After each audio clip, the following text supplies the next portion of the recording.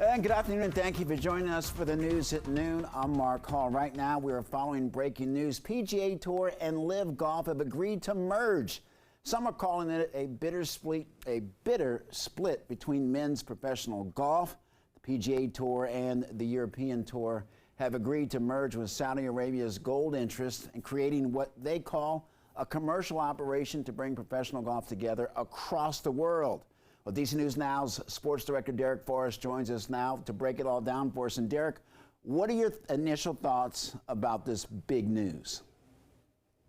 First initial thought, it's wild and crazy because I don't know if anybody ever thought that we would get to this point, especially when you look at the history of the two kind of arguing back and forth. And it seemed like there was this hatred between PGA and Live for several reasons, right? Where the money's come from Saudi Arabia, but also taking their golfers away. Brooks Koepka is on the Live Golf Tour.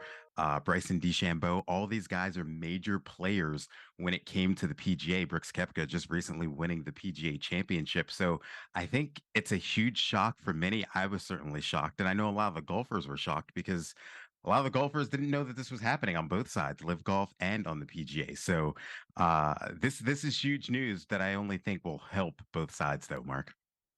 Talk about that, Derek. You know, it was certainly divisive when some of the big names went with Live.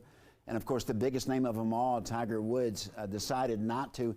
Is this good for the players? And more importantly, do you think it will bring the players back together after the split? I think so, but I also think it's how everything is broken down. We don't know a lot of the details of the deal in terms of how does Live move forward as we progress. I'm assuming that a lot of the Live golfers will be able to be a part of the PGA events now that they're together. But also, does it get rid of the guaranteed money that we see at Live? All 48 golfers in the field right now get paid. For instance, this was one of the reasons why golfers made the switch to Live. If you finish in last place, which is 48th place in Live, you made $120,000. That's a pretty good payday if you're a golfer, right? $120,000. If you finished 48th on the PGA Tour, you were making $52,000. And if you didn't make the cut, you weren't getting a paycheck at all. So it all depends on how those rules change. Do they make Live a 4-day event? Do they cut back on some of the different rules? I know they mentioned team play is going to be of value now for the PGA as well. Those are some of the details we're still waiting for, and then we'll be able to see how that really affects the golfers one way or the other. All right, Sports Director Derek Forrest. We're going to hear much more from him coming up at DC News Now at 4. Well, taking a live look outside, lots of clouds today, but it was also warmer. It's starting to warm up. Let's head on over now to meteorologist Damon Matson. You can see, of course, the Washington Monument there, and I don't know if that's that cloud, Damon, that you were talking about, or just that whatever's in the air. Maybe it's just not a good picture shot, but maybe I need to stop talking and let you do the talking. No, Mark, you're all good. That right there, believe it or not, is that wildfire smoke yet again rolling into the DMV and much of the mid-Atlantic and Northeast, and it's really bad as we go into the afternoon hours here, folks. That haze is starting to reach closer to the ground and reduce visibility. Check it out. That wildfire smoke, there it is. That thick plume from Canada has finally dropped south. And again, we're not the only ones dealing with that very hazy look. You might even be able to start to smell that smoke in the air, almost like a campfire smell. It is just burning away with those wildfires up in Canada, and the weather pattern is favoring pushing that smoke down into our neck of the woods here. So this, unfortunately, is going to be something we have to deal with for the rest of the day because of how stagnant the weather pattern continues to be. Check it out here. You can see right where that smoke is coming from, that source of the wildfires well off to our north, but all of this yellow and orange that you see here as we head into your Tuesday late afternoon and early evening, that is an even thicker plume of that wildfire smoke that will settle in, and like I just mentioned, at times it will get close to the ground as well. This is not just going to linger in the upper parts of the atmosphere here, folks. So this is going to continue to impact us and, yes, likely drop that air quality here. We don't have an air quality alert in effect just yet, but expect to see that air quality throughout the afternoon drop, especially as that haze gets closer to the ground. So again, if you have breathing issues, sensitive to that smoke and haze, please take it easy out there, because that's what we have the rest of the day. Temperatures still in the low to mid 80s out there, but otherwise staying bone dry and quiet. Could we see a stray shower though pop up as we go into your evening time? We'll have a full look at your forecast in just a bit. All right, Damon, thank you. Well, happening right now, hundreds of people are gathering outside of the Montgomery County Board of Education. You may recall back in March, the Montgomery County School District said that parents cannot opt out of gender sexual education. Well, a religious group is rallying outside of the Board of Ed, calling for the option to return. Our Tosin Fakile has the story. Today's rally for family rights is organized by Coalition of Virtue, a group under Family Rights for Religious Freedom. Now, they say they want the option on what their kids are learning in the classroom. On the other side, another group says kids should be able to learn about all aspects of life. Now, those who gathered with the Coalition of Virtue say they're rallying for parental rights and calling on the Board of Education for Montgomery County Schools to restore the option to let parents opt out of gender and sexual education. This rally comes as there's been some friction between parents and the school board when it comes to LGBTQ lessons in school. Just last month, some parents in the school district sued Maryland school system over LGBTQ books their kids read in class. This month, Montgomery County Schools recognized Pride Month, and those who are here with the Coalition of Virtue say there's some things that go against their religious belief and want to have a say in if their kids learn about it, while those on the other side say they're here to support the LGBTQ community inside Montgomery County schools. It's religious. Our religion forbids a lot of things. We have other teachings related to sexuality. And so for us to expose our children to something that celebrates that, you know, it's not just the academic study of it, but the celebration of it that becomes a problem. There are children that are being raised in ideologies that don't support LGBT, and they don't learn about it. Where are they going to learn about it? They need to learn about it in school. And if they don't get acceptance from their home communities, where are they going to find acceptance other than outside of that home community? There's a public comment section on the agenda of the Board of Education meeting that started at 11 o'clock. 20 people are signed up to speak, and we're told some who are out here rallying will be speaking during that meeting. As the rally continues, you can hear one side chanting, "Protect our children," another side chanting, "Love is love." This rally is expected to go on till 12:30. We're at the Montgomery County Public Schools Board of Education. I'm Tosin Fakile for DC News Now. All right, Tosin, thank you. Well, happening today, the D.C. Council is considering a bill that would require insurance companies to pay for fertility treatments. Council is expected to read the first vote on the bill during the meeting that just began a short time ago. The Expanding Access to Fertility Treatment Amendment Act would require coverage for fertility treatments for both men and women. Neighboring Maryland and West Virginia have already passed similar laws.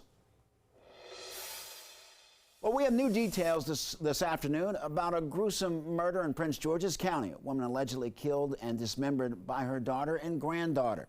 It's a case that is stopping everyone in their tracks, and as Lex Juarez explains, it's posing a challenge for investigators, too.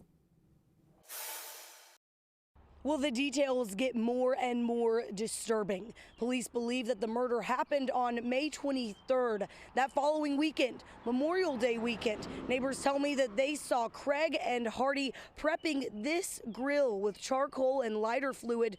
Those neighbors were headed out of town for the holiday weekend and assumed the family was having a cookout. According to court documents obtained by WTOP, it was 71-year-old Margaret Craig's dismembered body that was put on the grill that day. Her 44-year-old daughter Candace Craig and 19-year-old granddaughter Celia Hardy were trying to hide her murder.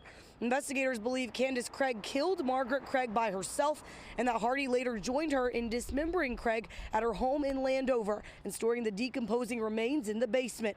Police visited the home last Friday for a welfare check on Craig nearly 2 weeks after the alleged murder. When her daughter Candace let them in, they quickly smelled and found the remains in the basement. This horrific attempt at hiding the remains poses a challenge for the medical examiner, who has yet to confirm the cause of death or that the remains are Margaret Craig. But in this case, which is unlike any case I have ever seen or experienced here in the county, I mean, to say it's disturbing is an understatement. It's horrifying. Well, Candace Craig is charged with first-degree murder. Her daughter, Celia Hardy, is facing an accessory charge for assisting in the dismemberment. Well, both Craig and Hardy are being held without bond. The next court date set for the preliminary hearing is July 3rd. In Landover, Lex Juarez, DC News Now. Lex, thank you. Well, it's been 2 days since a sonic boom rocked the skies of the DMV, and although we know what caused that loud bang, there's still a lot of questions about the plane crash that occurred shortly after. DC News Now's Joseph Omo covers aviation for us. And Joseph, what do we know and what do we not know so far? I feel like the second part of the question is the more important one than the first part, Mark, because a lot of people are itching for answers in this one. You know, at this point, guys, we do know what caused that sonic boom that we all heard on Sunday. F-16 fighter jets authorized to go supersonic in order to catch up with the private business jet that veered off course and flew through restricted airspace. Well, now we're learning from investigators that the plane in question here wasn't in touch with air traffic control for the majority of its flight. Take a look. The plane we're talking about here is a Cessna Citation jet. It took off from Tennessee at 1:30 Sunday afternoon. You see the track there, and it was bound for Long Island MacArthur Airport. But the National Transportation Safety Board, the NTSB, says that the last time that plane spoke to air traffic control was at 1:28 p.m., just 15 minutes after taking off. So what could have happened between 1:28 p.m. and 3:32 p.m. when that plane crashed in rural Virginia? Here's a look at that scene. Investigators say it takes hours to get to where that plane crashed because of how remote and mountainous, as you see there, that area is, and that virtually nothing is intact. Now remember, it made its way to New York, but then inexplicably turned around and headed back south. Well, we spoke with a professor at Embry-Riddle to try and understand what may have happened. You know, no telling what happened at this point, other than it appears the pilot and the family, the passengers that he had, appears that they likely became hypoxic on the way, and then the airplane flew itself in accordance with what was programmed in the flight management system. It's a mystery, and we may never know exactly how all that panned out. Yeah, well, it is worth noting here, guys, that several U.S. officials who were briefed about, what those fighter pilots saw when they intercepted the private jet, they were told that the pilot appeared to be slumped over and unresponsive. Either next week or the week after is when we're going to get that preliminary report from the NTSB, which won't give a probable cause, but will give context as to the agency's initial findings. Mark, back to you. All right, Joseph, thank you very much for breaking it all down for us. We know that the flight took off from East Tennessee and was on its way to Long Island, New York, but it veered off course and toward the district where most airspace is restricted. The military scrambled to get an F-16 fighter in the air and to the plane's location. And to do that, the military authorized a supersonic speeds for the jet to reach the private plane ahead of that airspace. What I saw was just a classic textbook response to, in this case, what was an unresponsive pilot, an aircraft. They had to turn on the speed to get to him. They did exactly what they were supposed to do. Once the jet did catch up, the military pilot attempted to communicate, but calls by the pilot and calls from other civilian aircraft went unanswered. 99 times out of 100, that's all it takes is a quick call on the radio. Hey, you're getting into some airspace you don't need to be in, and usually that takes care of it. And we're told that President Biden was playing golf at Joint Base Andrews when this all went down. He was briefed on both the crash and the urgent scramble to get the fighter jet close to the private plane.